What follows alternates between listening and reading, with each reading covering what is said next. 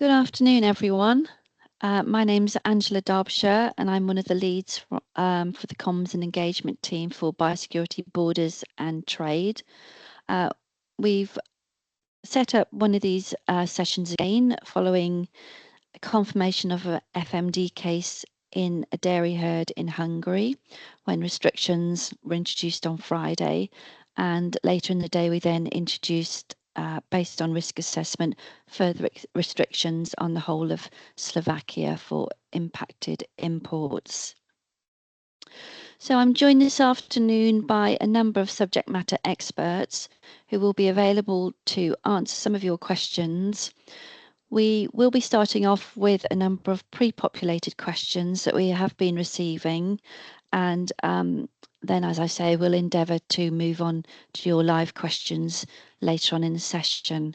And we have about 45 minutes today until 1:15 to do this. Please note that the session is being recorded.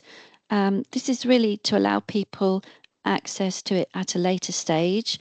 Some people may not have been able to join, but they will be able to access a recording via our YouTube channel.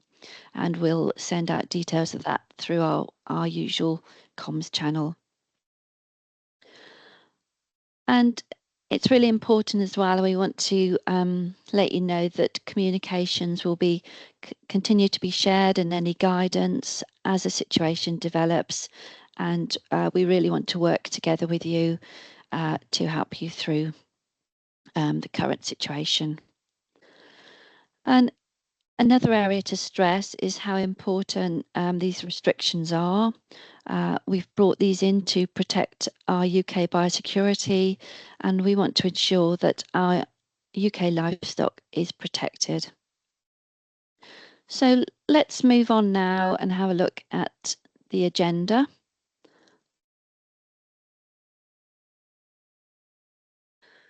So I'm just going to go over a Q&A function shortly for those of you who haven't used it before.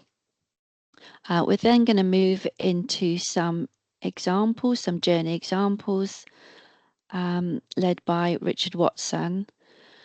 Following this, as I mentioned, we have some pre-prepared questions that we'll go through with subject matter experts. And at the end of the session, we'll look at your live questions in the Q&A function, and they'll be prioritised in order of popularity, and I'll explain that in a second. So for this session, for those of you who haven't been on a similar session, we are using something called the Q&A function. You'll see there is a button you can press on to ask your questions. And when you do this, when you've written your question, you'll see at the bottom of that section, there's an arrow you can click on, and that's called upvoting. And you can look at other people's questions and also click on those arrows to move those questions to the top of the Q&As. Basically, you can also add that you like those questions, but it's the arrows really which will enable us to identify the ones to address first at the end of the session.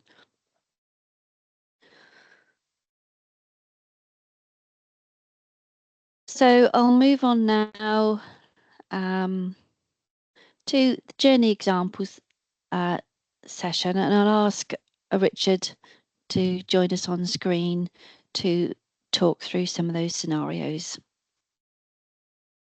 Brilliant, thank you very much.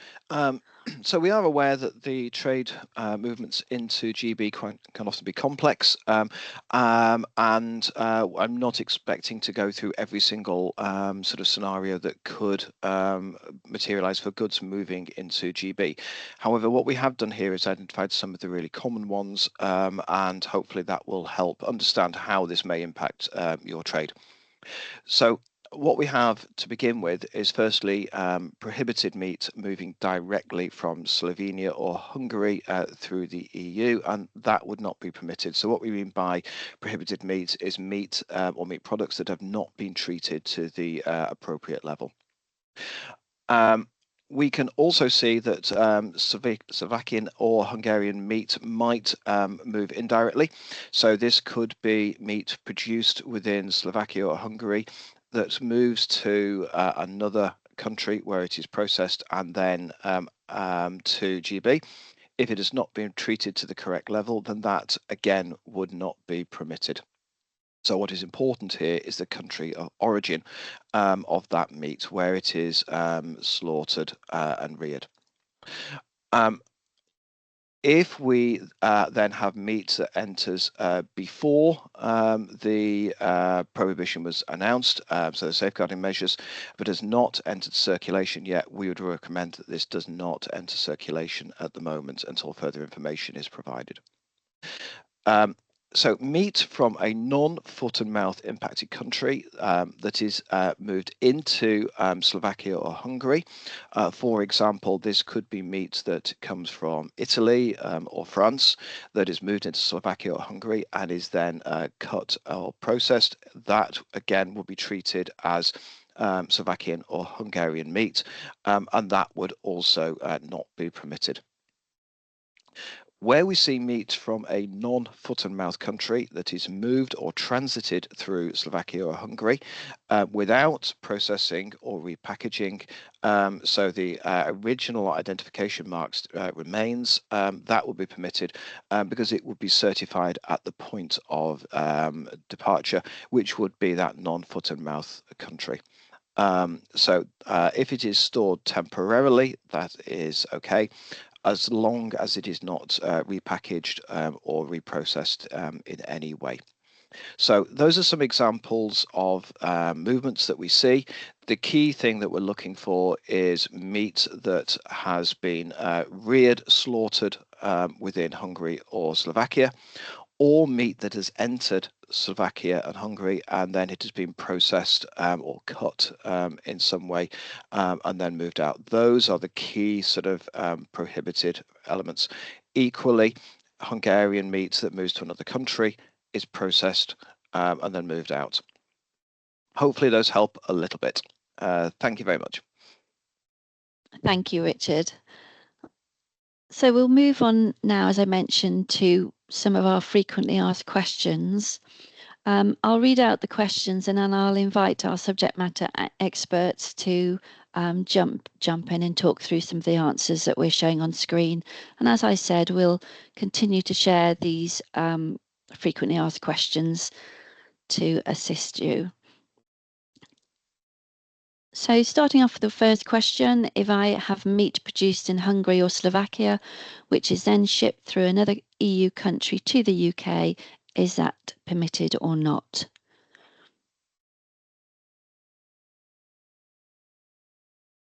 Can I ask somebody to come in? I'm happy to jump in here. So if you have meat produced in Hungary or Slovakia that is moved into another EU country, has not been treated to the level required, and we'll come on to that in a little bit later, that would not be permitted to enter GB. Thanks, Richard. Next question is it only meat and all POAO is affected? I can come in on this one. Thank you. So the impacted products, as you can see on the screen, are live, including non-domestic ruminants, so cattle and sheep, goats and porcine animals, including wild game and their germinal products, fresh meat from the same animals, including chilled and frozen, meat products from ungulates that have not been subjected to specific treatment D1, D, C or B, and we will come on to more details of those later on, and that includes wild game. And then milk and colostrum and their products, unless subjected to a treatment as defined in Article 4 of Regulation 2010-605, and certain animal byproducts, unless they've been treated to effectively mitigate the risk of foot and mouth disease. And further details of those specifics have been published on gov.uk, and then also hay and straw. Thank you. Thank you. So the next one we're asking, we've been asked a few times, what does specific treatment D1 or higher mean? I can just jump to the specific treatment D1, which is the minimum treatment that is required for meat and meat products. and it's an internal temperature of 70 degrees or greater and maintained for 30 minutes. So as I said, this is the minimum treatment required. We will explain the other treatments in a later slide. And this is in line with our standards, international standards, legislation, and recommendations to mitigate the risk of foot and mouth disease. Thank you. And we'll move on now to a little bit more detail. So what are the permitted risks mitigating treatments for meat products? Thank you, Angela. I can quickly jump in on this one. So as per the previous slide, B1 is the starting point. And then in terms of risk mitigating treatments, it can go up to B, which is the most severe one.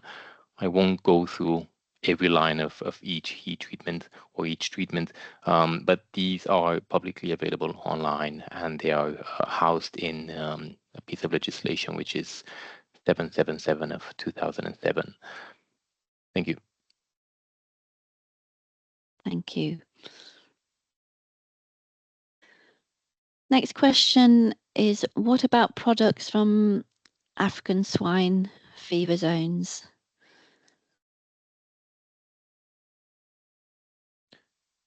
Hi, Angela. John I can jump in on this one. Yeah. So there may be products from certain ASF zones within Hungary or Slovakia that already require a higher level of heat treatment to be exported to GB. That will continue to be the case.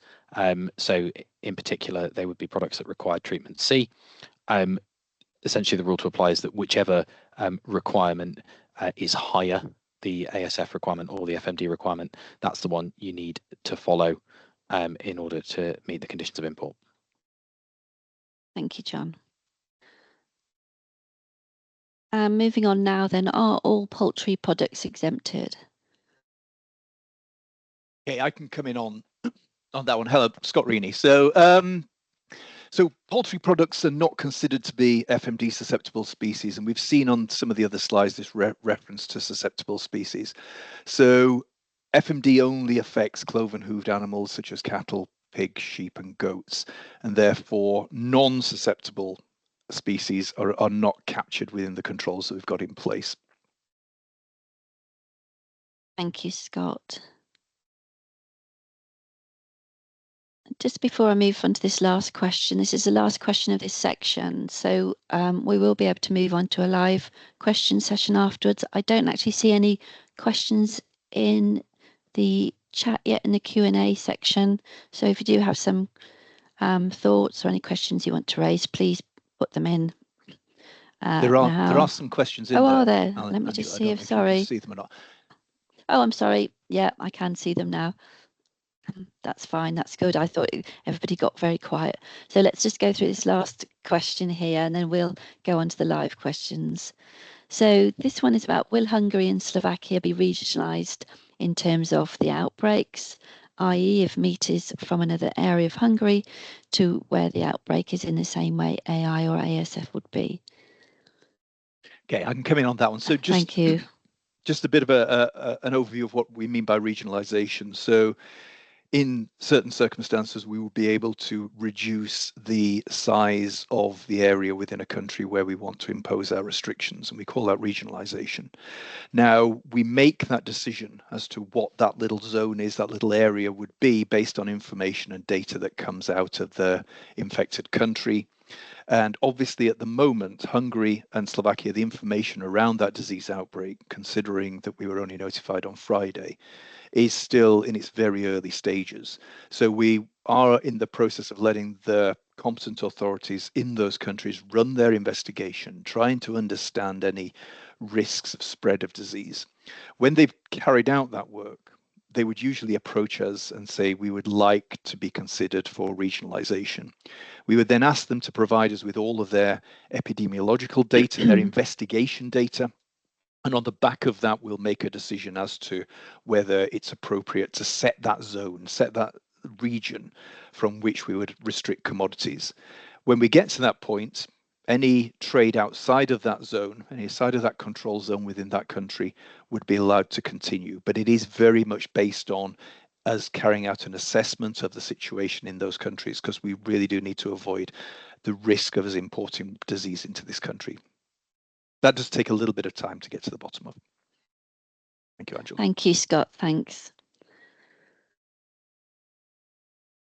Okay, so let's move on to the Q&A section. We have a good half hour to look at these. Let me just refresh my questions so I can start with the most popular one at the moment.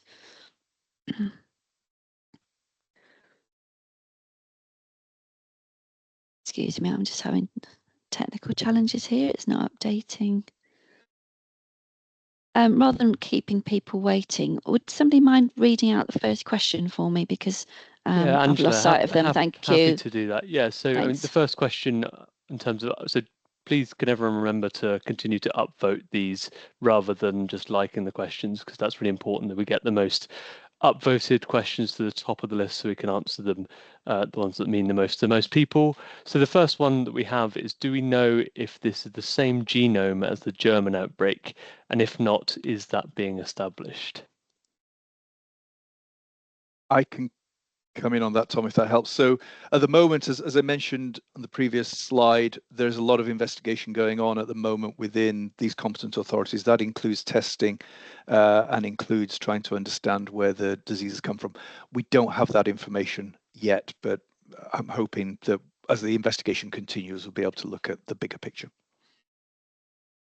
Thanks, Scott. Angela, can you see them now? Or? No, I can't, I'm afraid. I'm sorry, I'll Tom. carry on. I'm going to have to ask you to carry on, yeah. Absolutely fine. Yeah, no worries. Okay. So the next one is, please could you advise if statements confirming that dairy products not produced in Hungary/Slovakia, but using Hungarian Slovakian milk and meeting Article 4 regulation must be added to in IPAFs for every load?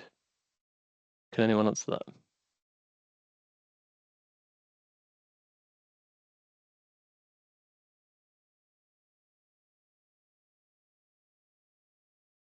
The question seems to be the sort of addition of Hungarian or Slovakian milk for dairy products not produced in Hungary or Slovakia, but using Hungarian Slovakian milk and meeting Article 4 of the regulation must be added an IPAS for every load. I can come in on that. Go on, sorry, Sophie. Yeah. Thanks, Sophie. I was going to say, if it's in line with, if it's treated in line with Article 4 of 605/2010, then it is permitted for entry to the UK. So yes, it's the heat treatment overrides. Okay, really helpful. Thank you. Next one. So what about the Hungarian products which have already been produced and packed before the 20th of February and awaiting shipping? Is there still any cut-off dates when the products still can be brought into the UK? I can come in on that one as well. So the work on trying to work on what we call the closing date, that cutoff date, is ongoing at the moment. Hopefully we'll be able to get that released as soon as that work is completed, but we're not quite there yet. We need to understand the disease a little bit better. Thanks, Scott. Really helpful. What documentation can be used to quickly prove that origin of any low-risk POAO, which is not accompanied by an EHC, is other than Hungary, Slovakia, or Germany? And how can importers ensure that goods from countries other than those three are not affected at the border, delayed/detained? If someone could answer that, that'd be really helpful. And then maybe we can come to Chris on the sort of border specifics.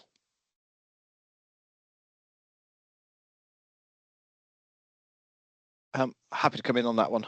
So where there are low-risk goods that may require additional information to evidence that they meet the FMD requirements, they should provide attestations. Those attestations could be certification from the company that produced the meat in the first place to confirm that it meets those requirements.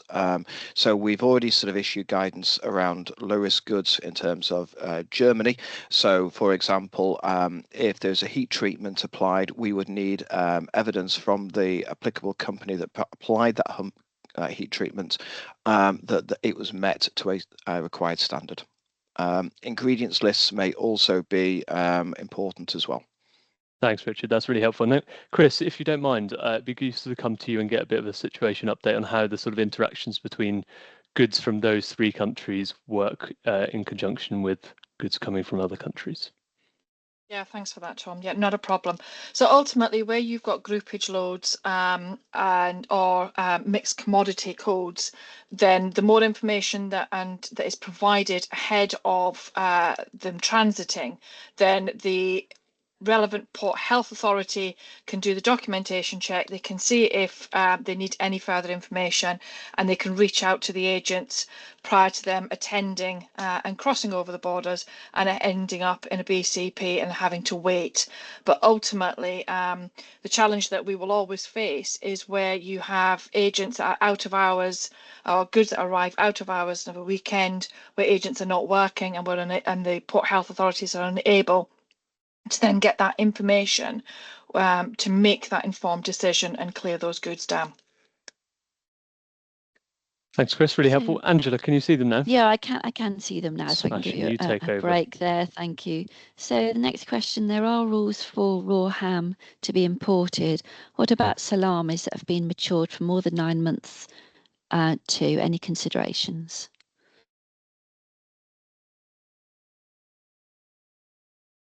Happy to come in on that one.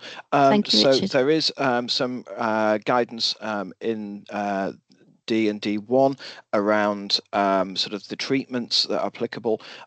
Those treatments are either heat or, in the case of ham, a set maturation period, which is specific to ham. Short maturation products, sort of, for example, salami, are not covered by the regulations.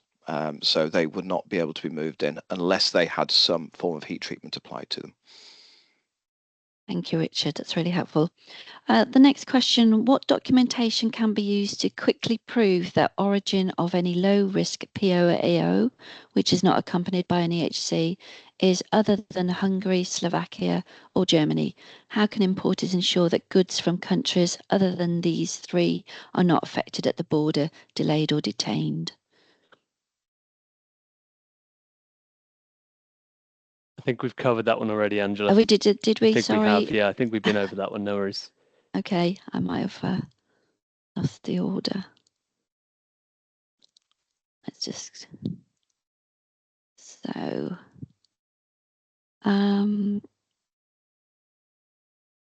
right, okay. Have we covered Alessandro's question? It is thought that the cases in Hungary and Slovakia. Oh no, I think we might have talked about that. I think the next one for me is I'm on 8 upvotes, and I think the next one for me is we observed that various port authorities are requesting different documentations regarding heat treatment methods. Will Defra be providing more specific guidance? Is that your next one as well, Angela? Yeah, I think I might have got mixed up. If you could you carry on and read that out, because I think you're in better order than me. And then Jose is the next one. So we observed that various port authorities are requesting different documentations regarding heat treatment methods. Will Defra be providing specific guidance to port authorities similar to what it issued for Germany FMD?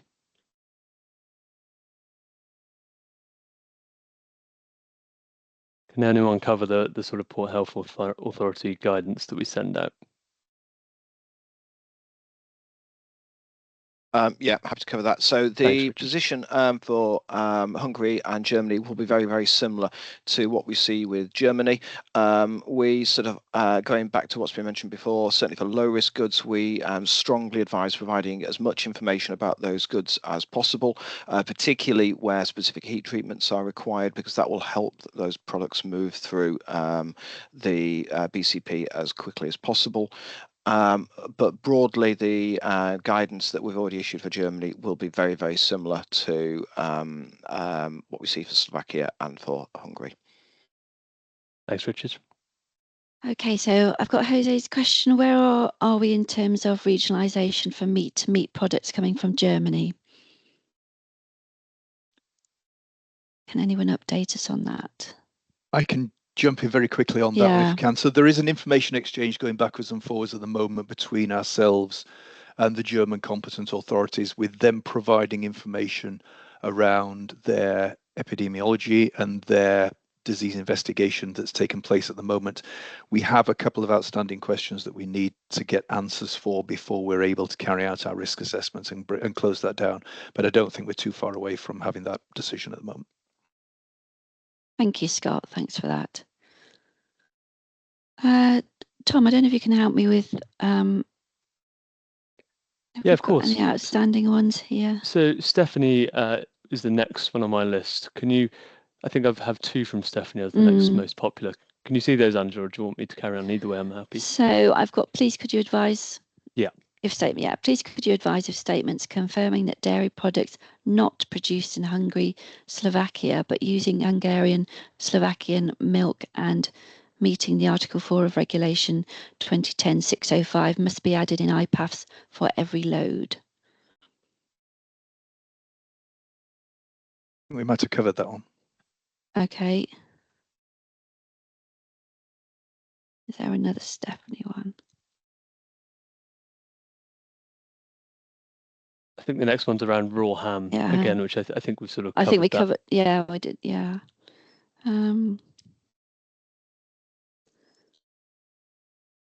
Have we covered the question from Monica, products packed before 20th of February? What are the Hungarian products which have already been produced and packed before 20th of February and is waiting for shipping? Is there any cut-off date when the products still can be brought into the UK? Yeah, I think we've covered that one as well. Sorry. But I can recap. Yeah. I can recap on that. So obviously, we have to carry out our assessment of when we think the disease first appeared in Hungary, and then we work back from that to try and work out a safe date. That work is ongoing at the moment, and again, we'll share that closing date as soon as we get to that point.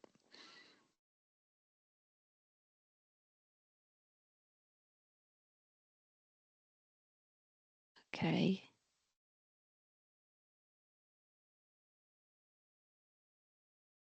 Have we covered Can's question about elaborating on treatment D? Can you elaborate why the treatment D is more stringent than the treatment D1 for products that are not ham? I can quickly come in on that, Angela. Yeah. So the order of severity is described in the legislation, which is what we're following now as per the slide that we discussed. It's set out in the law. Okay, thank you.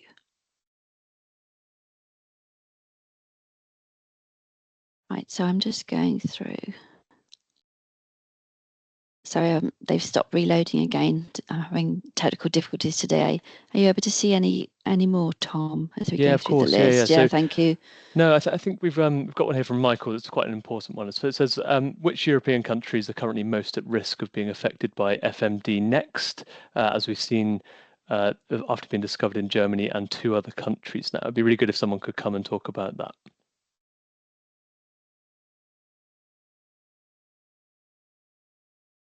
I can come in. Okay, I'll come in on that point. Now, obviously, we don't know whether the German outbreak and the Hungarian outbreak are connected. These could be isolated events. But we do have within Defra a lot of horizon scanning that we take place to try and look at and try and predict where some of these diseases might emerge, and we watch for those. But again, it's one of those situations where you have to look at the data that's put in front of us. So I don't think we can. Yeah, thanks, Scott. No, it's a crystal ball question, isn't it? Yeah, of course. Yeah, thanks for the question. Thanks for the answer. I appreciate that. Patricia, next. So what about composite products that contain meat from Hungary or Slovakia? I assume the answer will be similar about heat treatment, but if someone could confirm, that would be useful.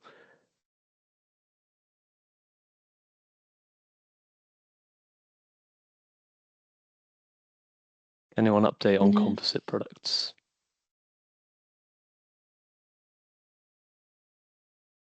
If not today, we can take it away and add it to our frequently asked questions. Okay, we'll add that in to make sure we've got responses to all these questions when we send out the link to the recording.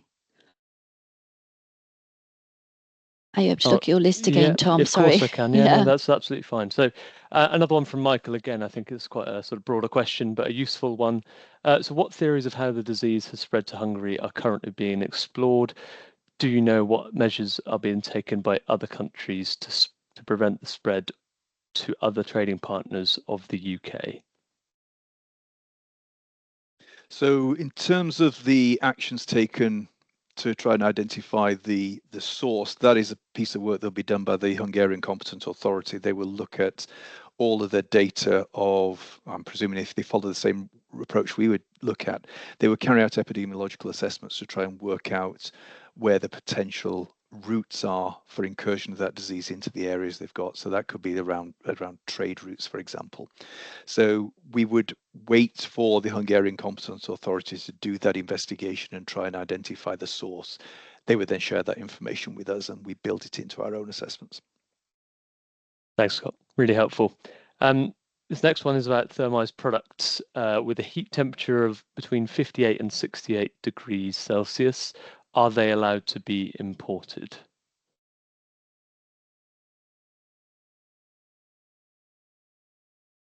Happy to take that one. I think we need to just remind the viewers of this that the 4 heat treatments, and they need to be in compliance with at least D1, if not higher. Thanks, Sophie.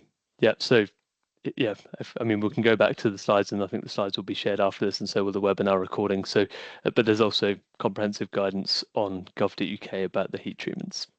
Thanks, Sophie. Next one. What if meat products was produced 6 months ago, e.g. salami type products? I think we've already covered that, so let's move on. What about rendered fats in processed products that have been treated to at least level D1 when coming from FMD countries? Would they be allowed to be imported? I can take that one. I think if we're talking about an animal byproduct here, then we would just signpost you to the guidance on specifically on rendered fats. It's been published on gov.uk, and all byproduct controls are particularly complex. So for the specifics, we would recommend taking a look at the guidance on gov.uk. Thanks, Sophie. Another one from Michael. How's the UK's capacity to administer border checks fast and efficiently, i.e. with any delays being under 2 hours from arrival at most being affected by FMD affecting new countries?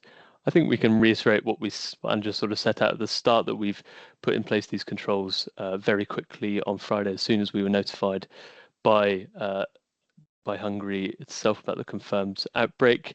Does anyone else want to add anything over and above that?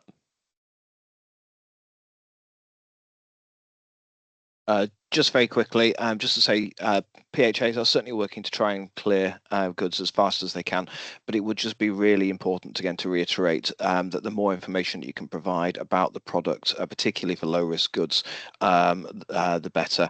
And if you do have any particular questions, talk to your PHA. I would also recommend that when you are moving goods, you don't or try and avoid sending goods that could be held with goods that won't be, because that could result in more delays. Thanks, Richard. Really helpful. Next question from Denise, and I think this one's a useful one about the heat treatments, which obviously seem to be quite popular questions. So in relation to the D1 control of 70 degrees for 30 minutes, is that a fixed requirement, or as with bacterial inactivation, can an or equivalent be applied, i.e. say a higher temperature for less time? Would that also be acceptable, or are we strict on the 70 degrees for 30 minutes minimum requirements? I can quickly jump in on that. Thanks, I think we have to stay within the requirements set out in the law.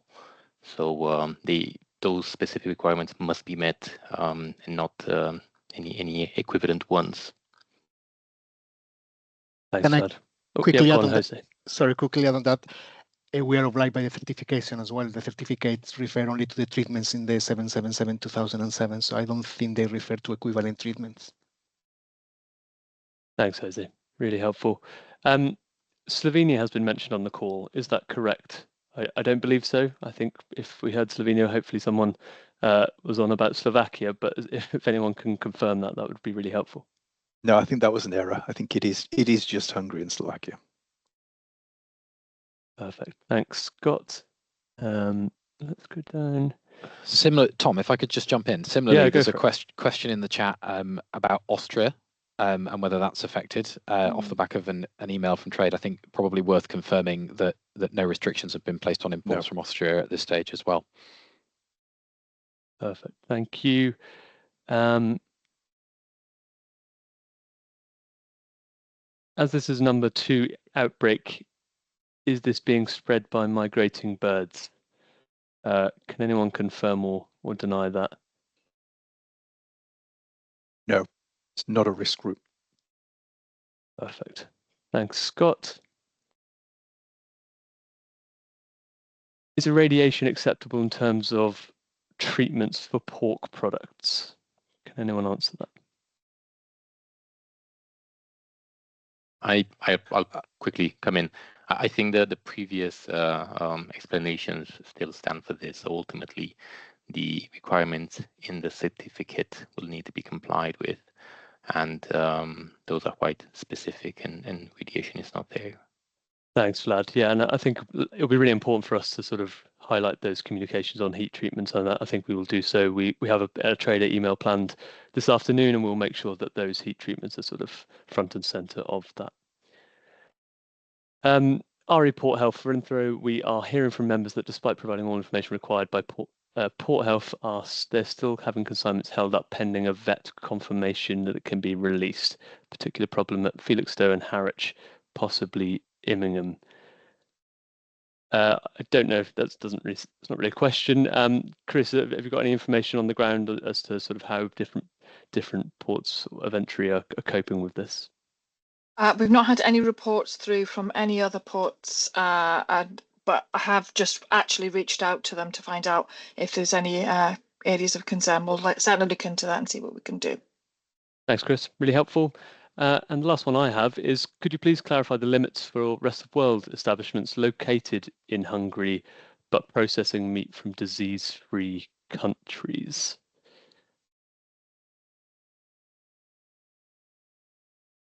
Can anyone help with that one?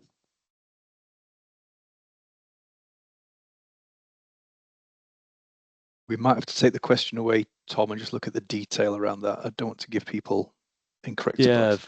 Of course. So yeah, Jado, if you could put a bit more information on the back of that question, that'd be really helpful. I think there's a sort of, if we can really drill down into the details, that would be really useful. I think that sort of covers it for me, unless anyone else, any of the experts on the call can see any other questions that would be really useful for everyone on the call to have an answer to.